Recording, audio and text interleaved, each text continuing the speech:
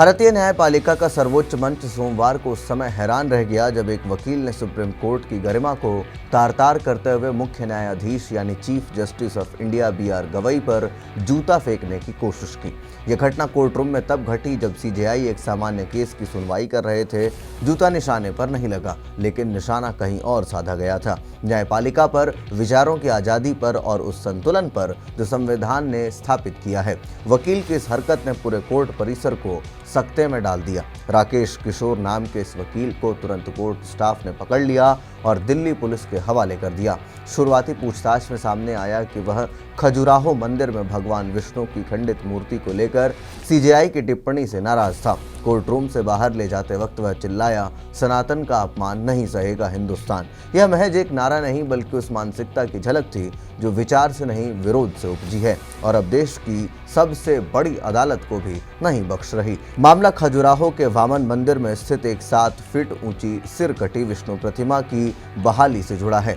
16 सितंबर को supreme court ने इस याचिका को खारिज करते हुए कहा था कि मूर्ति जिस अवस्था में है वही रहेगी। सीजेआई गवई ने टिप्पणी की थी कि भक्तों को पूजा करनी है तो वे दूसरे मंदिर पर जा सकते हैं। इस टिप्पणी को सोशल मीडिया पर तोड़ मरोड़ कर प्रस्तुत किया गया। तमाम प्लेटफॉर्म्स पर सीजेआई पर सनातन विरोधी होने के आरोप लगाए जाने लगे।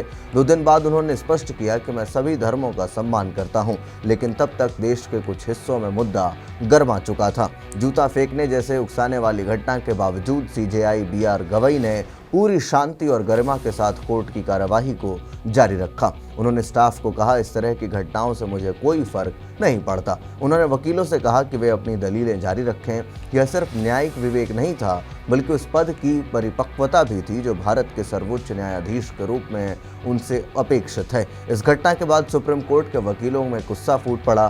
सीनियर एडवोकेट इंदिरा जयसिंह ने इसे न्यायपालिका पर वैचारिक और जातिवाद हमला बताया और कहा कि यह भारत की न्याय प्रणाली को डराने की कोशिश है। उन्होंने मांग की कि सभी न्यायाधीश मिलकर एक संयुक्त प्रेस कॉन्फ्रेंस के जरिए इस हमले की निंदा करें। वकील राकेश किशोर का दावा था कि वह सनातन धर्म की रक्षा के लिए यह कदम उठा रहा है, लेकिन सवाल उठता है कि क्या धार्मिक भावनाएं कानून के राज से ऊपर हैं?